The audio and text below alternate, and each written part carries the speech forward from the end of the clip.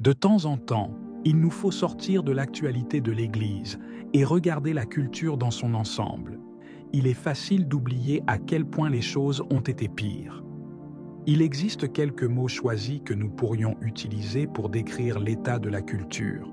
Dépravé est un mot, mauvais, diabolique, satanique, démoniaque. La liste se rallonge de plus en plus. Cependant, aucun de ces mots ne saisit vraiment l'essence de la situation ni ne décrit calmement ce qui se passe. Vous voyez, il y a des personnalités qui observent la propagation de ce mouvement antithéiste à travers le monde. Je ne fais pas référence à des choses comme celles suggérées par Elon Musk, comme l'implantation de puces dans le corps des gens. Bien sûr, il est également important de surveiller ces événements pour des raisons évidentes, mais il se passe actuellement quelque chose de plus profond, quelque chose qui n'attire pas beaucoup l'attention des médias, pas même des médias catholiques. Ainsi, il y a quelques jours, une nouvelle est arrivée sur mon bureau à laquelle je ne pouvais pas croire au départ. Mais ensuite, en y réfléchissant quelques secondes, je me suis dit « Oui, c'est logique, alors nous en parlerons ».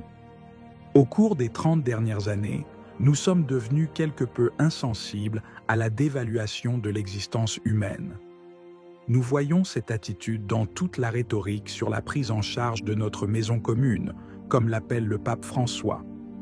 Nous le voyons dans le discours laïque standard. Il y a environ 30 ans, l'État de l'Oregon a pris l'initiative du pays, devenant le premier État à promulguer une loi autorisant les professionnels de la santé à aider les gens à se suicider, à condition qu'ils remplissent certains critères. Cette tendance reflète une acceptation sociale et juridique croissante de pratiques qui auraient autrefois été considérées comme impensables. La normalisation de telles lois met en évidence un changement fondamental dans les valeurs culturelles et les perceptions de la valeur de la vie humaine.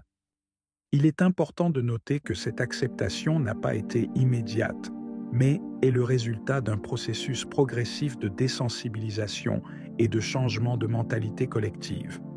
Initialement, ces lois étaient considérées comme des réponses compatissantes à des souffrances insupportables, mais au fil du temps, le champ d'application s'est élargi pour inclure des situations moins graves.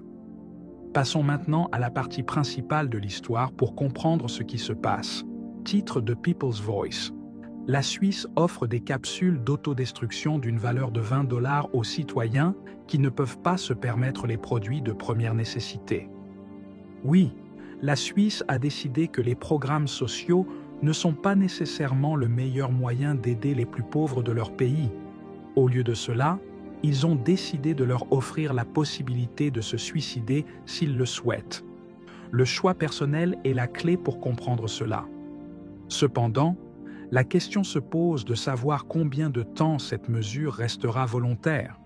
Les pods qu'ils utilisent seront portables, ce qui signifie que les fonctionnaires et les sous-traitants, et ils seront toujours, honnêtement, des sous-traitants de l'État, pourront se déplacer dans les quartiers pauvres en fournissant ce service diabolique au prix d'environ $20 par utilisation pour l'État.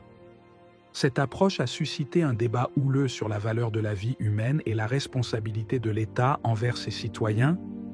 Au lieu de fournir un soutien et des ressources pour améliorer la qualité de vie, l'État propose une issue de secours définitive, économiquement avantageuse, mais moralement discutable. Cet exemple suisse représente une dangereuse pente glissante où la solution aux problèmes sociaux et personnels devient l'élimination des individus eux-mêmes. Il s'agit d'une dérive qui peut profondément porter atteinte aux valeurs éthiques et humanitaires sur lesquelles repose notre société. La réaction du public à cette nouvelle a été mitigée. Certains voient cette option comme un choix de compassion pour ceux qui souffrent d'afflictions insupportables, tandis que d'autres y voient un signe alarmant de la déshumanisation croissante de notre société. La portabilité des modules rend le service encore plus inquiétant, car il pourrait être facilement accessible à tous, n'importe où, avec un impact dévastateur sur les communautés les plus vulnérables. Cela soulève d'importantes questions éthiques sur la manière dont nous traitons les membres les plus faibles de notre société et sur les solutions que nous sommes prêts à accepter pour résoudre les problèmes sociaux et personnels.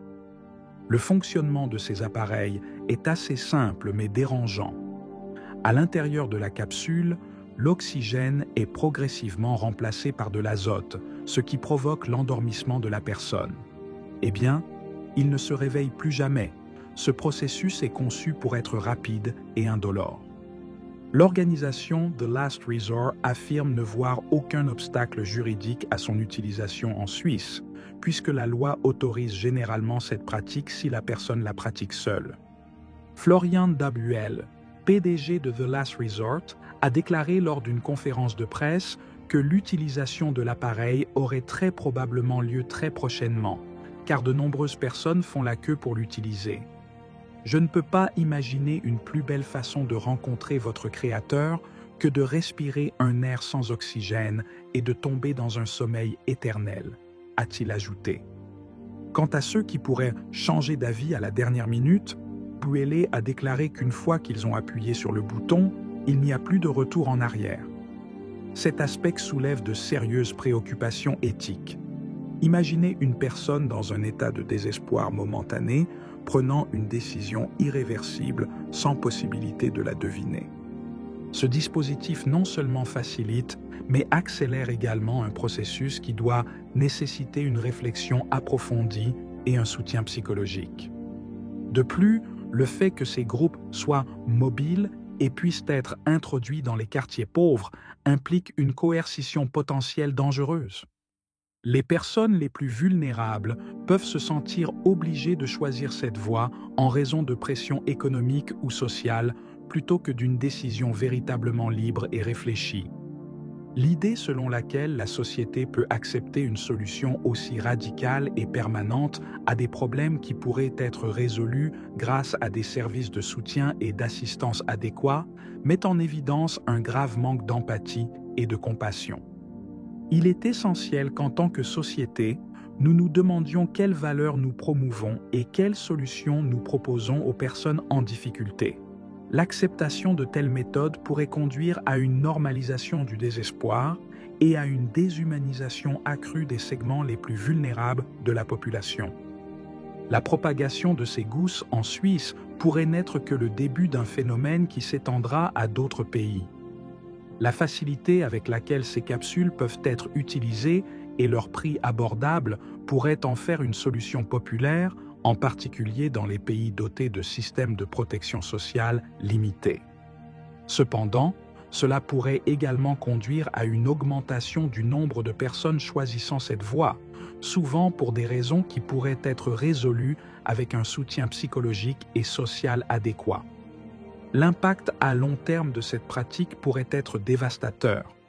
La normalisation de l'utilisation de tels appareils pourrait conduire à une désensibilisation de la société à l'égard de la valeur de la vie humaine.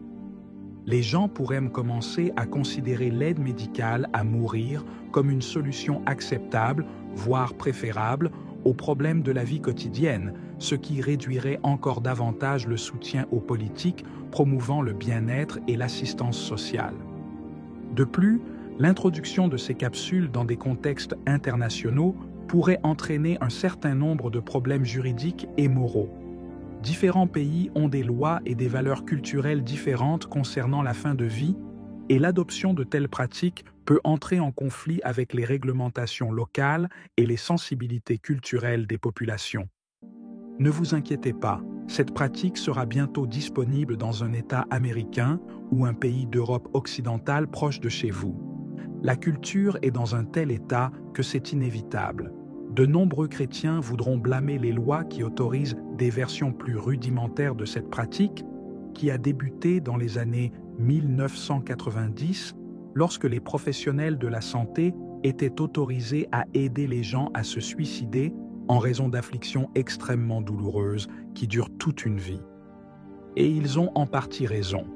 Mais comme d'habitude, ceux qui accusent, cela passe complètement à côté de l'essentiel. Je rejette carrément la faute sur les chrétiens qui ont permis que cela se produise en embrassant les forces libérales et tièdes de l'Église, en refusant de propager l'Évangile et de combattre les forces du mal dans le domaine culturel et politique. Nous avons simplement pris du recul depuis les années 1960, lorsque mystérieusement, dans l'Église catholique, nous sommes passés d'une position plutôt rigide sur notre moralité et notre position dans le monde à flirter avec les mots moraux au sein de l'Église elle-même. L'Église ne s'avançait plus pour dire non.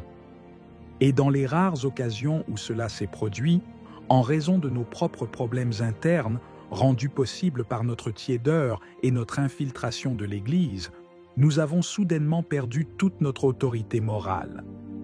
Que pensez-vous de cette pratique? Êtes-vous surpris qu'elle gagne du terrain en Suisse et dans d'autres pays? Pensez-vous que quelque chose de similaire pourrait se produire dans votre communauté? J'aimerais connaître votre opinion sur ce sujet complexe et controversé. Laissez un commentaire et partagez vos réflexions. Et comme toujours, nous prions pour l'Église et pour notre société. Si vous avez aimé la vidéo, commentez Amen. Que Dieu te bénisse.